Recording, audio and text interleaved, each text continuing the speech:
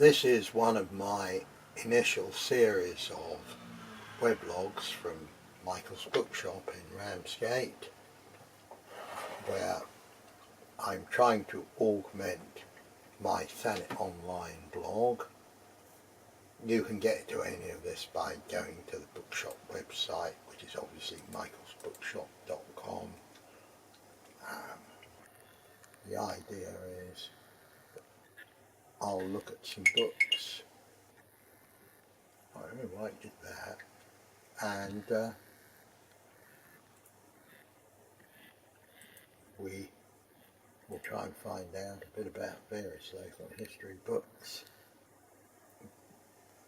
and various local history items. The blog at the moment is very much focused on mystery photos, and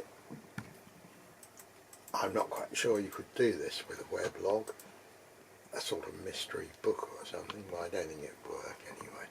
So I like the idea of vlogging. So today I'm going to look at Ramsgate Millennium book.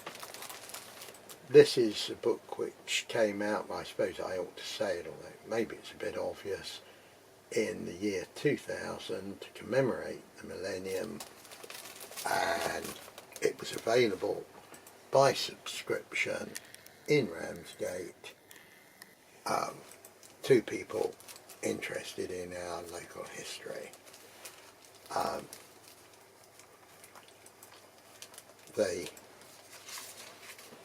were limited editions, and at the time they sold for £10. They had been subsidised by various grants, I think, unlike a lot of grant things, well, not terribly sustainable. So you've got a limited edition of a local history book, it runs out, and it then becomes horribly expensive, which is what happened. And then as time goes on, it becomes cheaper, which is what happened. And I think at its peak, Ramsgate Millennium book, it hit perhaps £350. And it's now gone down to having a selling price in the bookshop for a really nice one of £80. And this is a really nice one. It's got its receipt, its limited edition status with it. Some of them haven't got the status on it. And it's an interesting summary of the history of Ramsgate. Its indexing is a bit difficult to use, and the book was put together by a number of different people, which always has its, well, there are issues when a lot of different people produce a book, and this has happened with some quite famous books. I think the New English Bible was one of the great, I'm not quite sure, not very good translations because too many people were involved. And the Ramsgate Millennium book suffers a little bit from a lot of people being involved, but on the whole it's got a lot of content in it, and my guess is it won't go much lower than £80, maybe go back up a bit. For a long time it was selling through the Ramsgate Society for £100, and then it started to go up, and then suddenly supply exceeded demand. The beginning of it, well, it's got an introductory letter from Tony Blair. I don't quite know what we should say about that, probably not move into the field of politics too much and turn the page. Being the Millennium book, Oh no, here's the Tony Blair one. Sorry, I don't know what the other one was. I better go back and have a look.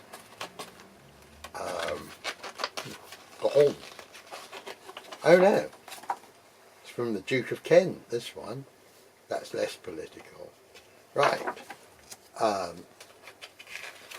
But once you get going past the various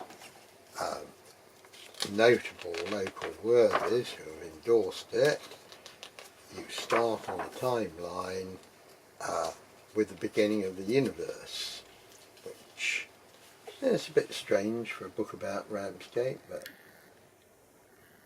it's one way to approach starting at the beginning. So there's quite a lot on the emergence of life on Earth, which has some bearing on Thanet. I suppose the main bearing with Thanet is Thanet's island status. And Thanet's island status came about due to the sea rising at the end of the last ice age. I think that would be 20,000 years ago, something like that. But here you've got a nice map showing Thanet 4000 BC. What happened was that the sea level rose in this part of the world, I think about 100 metres, and the UK stopped being part of mainland Europe, and in the middle of all this rising up, an island popped out, the Isle of Thanet. I think if you look at this map here, you can see that this tributary would have gone all the way up to Canterbury and so on, because it soon silted up. The main port in the area, when we go back to history, that we can understand. I mean, this is going through the Roman occupation and the Saxons. The truth of the matter is we don't really know very much about that period here. When you go back to the Middle Ages, the whole thing starts to silt up. Ramsgate's a limb of the Cinque Port of Sandwich. Sandwich is silting up. And there's a long period of time when Sandwich is trying to stop Ramsgate from being a harbour. But once we get to the Georgian age, things are sort of settling down, and we're on section 3, page 31, which, as I say, it's a bit difficult to follow all that. There's a general thing about the layout of Georgian houses. And then we get to a point where real local Ramsgate content appears. These are images from Henry Moses's book of engravings of Ramsgate.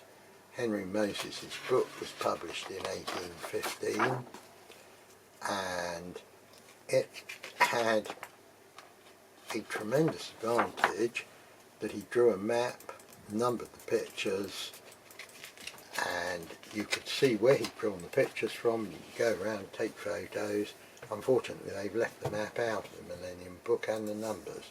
But we do a cheap reprint of Henry Moses, or you can pick an original copy of the 1815 edition up for about £600. Sort of up to you, really. We then move on to the Regency period. But it didn't seem to last very long in here. Then the Victorian age. Life in Ramsgate around 1850, and a lot of this, it says the Victorian age, is a bit earlier. So there you have it. There's still masses of this book to go. We've usually got it in stock, and I would say it's a good addition to a reasonable collection of local history books. A lot of the content, here we are around 1900, this is all drawn from a book called Ramsgate and Broadstairs by Camera and Pen, which was produced in 1904, I think, and has photographic adverts. I think the only foray into a lot of photographic adverts. You can see here is the new Victoria Pavilion, which opened in 1904, I think, something like that. And we do a reprint of Ramsgate and Broadstairs by Camera and Pen, so you can just have the thing as it is. There are pros and cons. A lot of the good historical content tends to be drawn on other books which you might want the whole book of. There's a section on the Second World War, and there's quite a bit about Ramsgate tunnels. Of course, this is before they were open to the public as a paid attraction, perhaps a bit after when they were just open.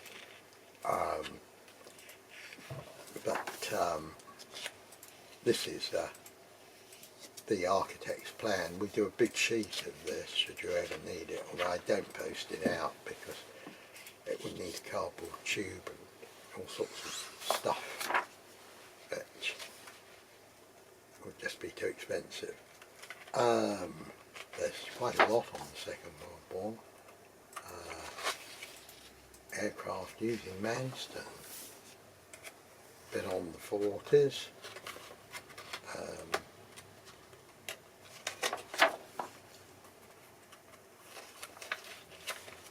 bit on the swimming pool there. We're still not really a third into the book. There is a lot of it. A lot of it is Ramsgate content, and I think quite a bit of it's related to the Millennium, and there's quite a bit of general content, but I think it's an essential to our local history. It's also just generally interesting as a book outside of just a Ramsgate book.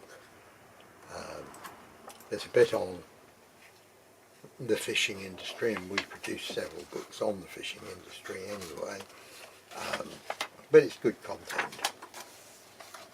Something you might consider. There's quite a lot of time warp of actually 2000 pictures when the book was produced. Here's an interesting map. By the mid-17th century, the Wonsum is little more than a large stream, it says.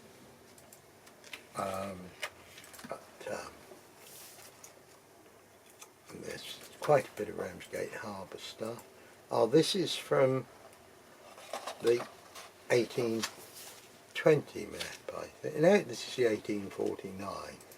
We do a coloured whole map of this, which I've also put on the internet. I suppose you could print it out yourself or just come in and spend a tenner and buy it on a sheet that's about a yard across and stick it on the wall with a bit of blue tack. That's sort of up to you, but it's nicer in colour. I don't quite know. I think actually what's happening with the Millennium book is the contemporary stuff to the Millennium is becoming quite a major aspect of the book, which I don't think people thought of at the time. But anyway, I'm afraid if you bought it when it was selling for £300, well, you just have to lick your wounds. If you bought it for £10, well, you did very nicely, and stuff in between. But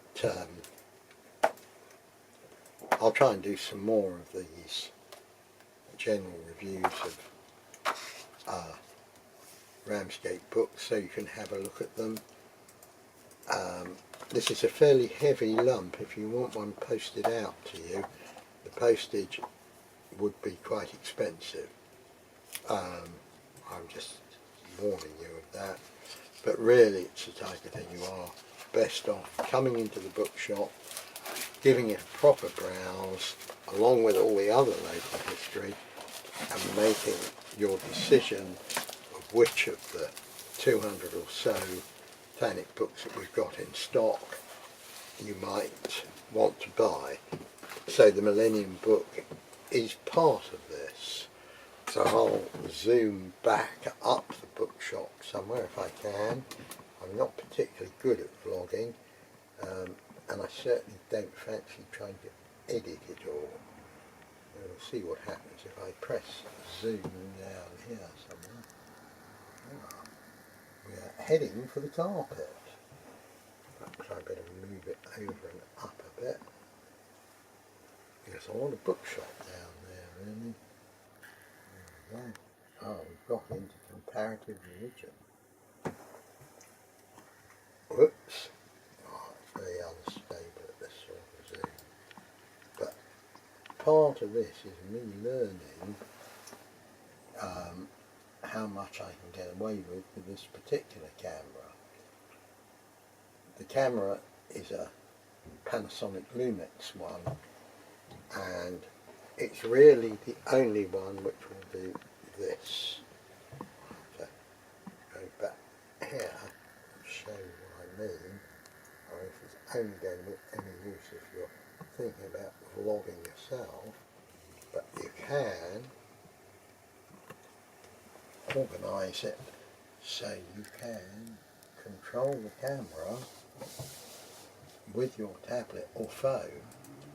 So that makes it possible to produce some sort of vlog without it being too bumpy, too shaky, and of course the whole business of being able to see what you're doing. Look, there it is, like a series of mirrors going off into the distance, photographing itself. All a bit weird. I'll try moving that closer to the camera. It will probably, a minute, perhaps, yes, it is definitely a series of mirrors going off into the distance. Very weird. Anyway, I'll say goodbye now and we'll have another go tomorrow.